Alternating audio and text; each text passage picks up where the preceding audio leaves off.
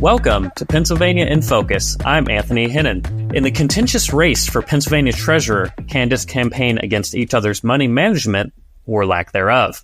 Joining me today is the Center Square's Pennsylvania editor, Kristen Smith.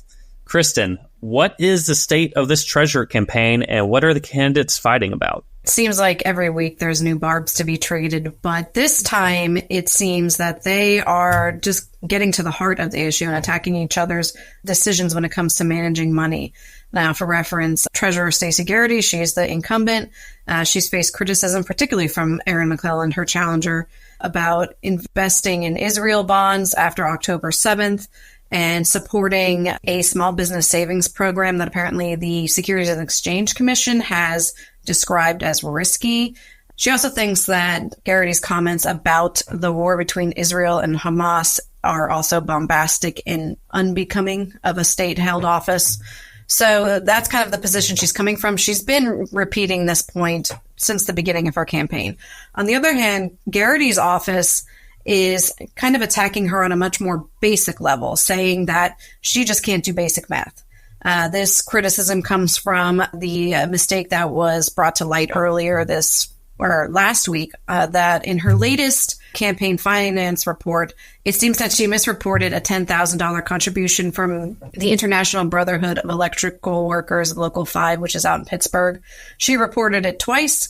They only reported it once on their tax documents. So Garrity's campaign is, jumping on this and saying that the mistake made by, quote, either error or design misleads the public and represents roughly 10% of her campaign's cash on hand. Her campaign manager went on to say that this is simple basic math. If McClellan can't get this right, why should voters trust her to oversee $150 billion in taxpayer money? So this is, there's two different approaches here. One is, McClellan is really attacking Garrity on the morality of her investment choices, whereas Garrity's campaign is saying she can't even add things together properly in order to handle the state's bank accounts. And so how close does it seem like voters are paying attention to the treasurer's race? I mean, is this something where we might see a break from, other statewide races, or is this kind of on the back burner in a lot of voters' minds? It's likely on the back burner because it's a statewide office and it's not one of the more well-known ones, say governor or even attorney general.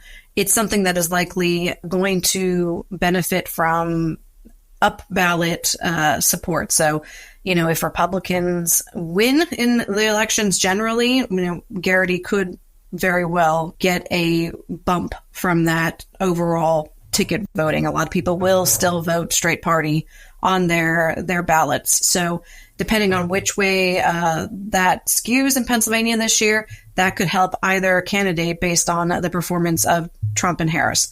That being said, this campaign between the two of these candidates, even though it's vitriolic and contentious, it might almost be by design. You could look at it as getting into the media headlines more, and so therefore garnering more attention from voters.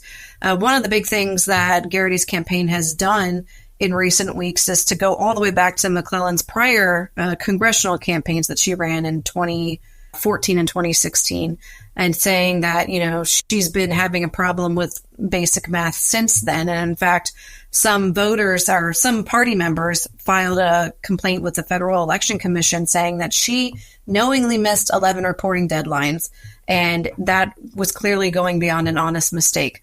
So while Garrity's campaign isn't saying, she did this on purpose because she's corrupt, they're saying she's doing this because she's inept. On the other hand, McClellan is really capitalizing on some of today's largest and most polarized current events. And I think that the best example of that would be the war between Hamas and Israel. Obviously, that's a very contentious issue in Pennsylvania. Some argue that Governor Josh Shapiro's support for Israel bumped him out of consideration for Harris's VP. So McClellan has obviously taken the more progressive stance on this issue and says that Garrity should not have invested in more Israel bonds after the attack.